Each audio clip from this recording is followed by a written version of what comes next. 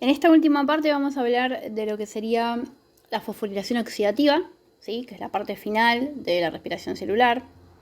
Había dicho previamente que una vez que la coenzima se une al piruvato, generan entonces lo que sería el acetil-CoA. Este acetil-CoA ingresa al ciclo de Krebs y en el ciclo de Krebs se van a liberar varias moléculas de dióxido de carbono, ¿sí?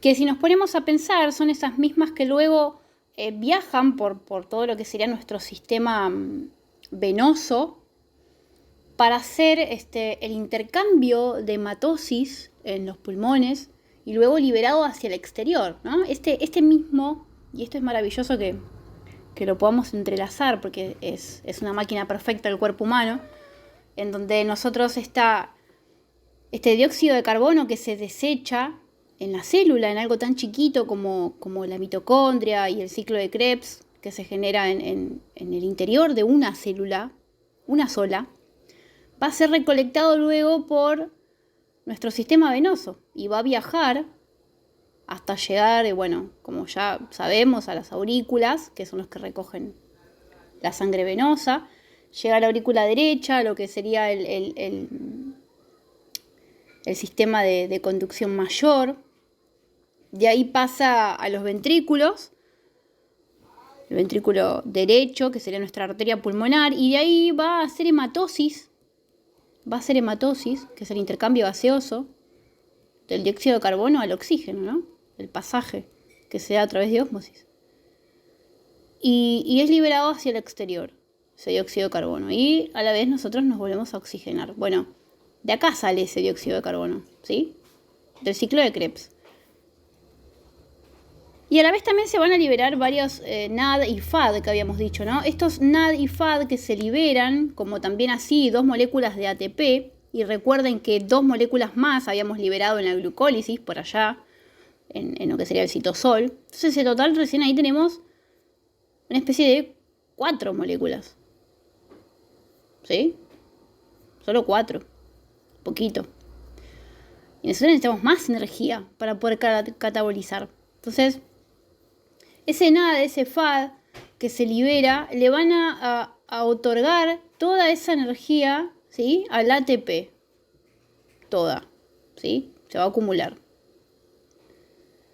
Pero lo importante de la fosforilación oxidativa es que ocurre solamente si hay oxígeno, ¿sí?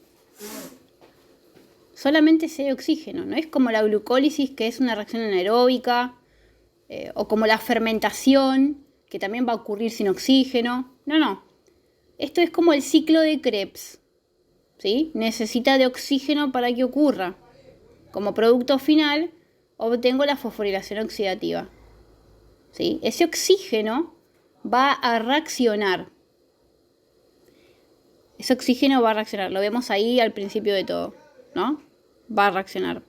Me va a ingresar entre 26 y 28 ADP. Adenosina difosfato. Y me va a salir como producto 26 a 28 moléculas de ATP, es decir, adenosina trifosfato. Bueno, y ahí tengo mi mayor fuente de energía, ¿sí? Me van a ingresar 10 NAD, 2 FAD, ¿sí? Que van a estar oxidados, otros reducidos, que no viene al caso, pues eso ya es muy química.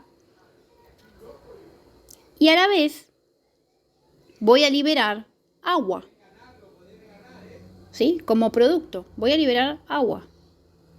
Pero lo que a mí más me interesa de esta reacción es justamente esas de 26 a 28 moléculas de ATP. Es mi mayor fuente de energía. Es la mayor fuente de obtención de la misma. O sea, de los 3 pasos de la respiración, la fosforilación oxidativa es la que más energía me otorga, ¿sí? Es la que yo necesito que sí o sí me ocurra. Entonces es importante ponernos a contar, ¿no? Y decir, bueno, de todo el proceso de la glucólisis yo voy a obtener 36 moléculas de ATP. De una glucosa que me reacciona, yo obtengo 36 moléculas de ATP. 2 obtengo en la glucólisis, 2 obtengo en Krebs y entre 26 y 28 en fosforilación. ¿Sí?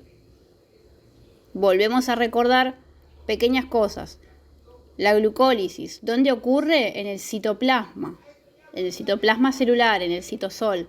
¿Qué tipo de reacción es? Es una reacción energónica. Entonces, ¿es aeróbica? Y sí, porque no necesito energía para hacerla. No necesito. Es ergónica, nuevamente, porque libero energía. La libero. Libero 2 moléculas de ATP. Eso es liberar energía. Eso es una reacción exergónica. ¿Sí? Es anaeróbico, nuevamente, para que quede el concepto bien claro, porque no utilizo energía. Bien. Y ocurre en el citosol. Reacciona, ¿sí? Y me da piruvato. Ese piruvato va a tener 2 caminos. O hace fermentación, ¿sí? Y ahí queda, porque no tiene oxígeno, es decir, es una reacción anaeróbica. O en presencia de oxígeno me va a hacer ciclo de Krebs, porque es una reacción aeróbica. Y cuando me hace ciclo de Krebs, ingresa a la mitocondria. Me libera 2 moléculas de ATP. ¿Sí? Y una vez que me libera esas moléculas de ATP y me libera dióxido de carbono, va a hacer fosforilación oxidativa. Ahora, la fosforilación oxidativa sigue el mismo camino, es decir, necesita oxígeno. Y es la mayor fuente exergónica de la glucólisis, de la respiración celular, perdón. Es la mayor fuente de energía de la respiración celular, porque obtengo 36 moléculas de ATP en total.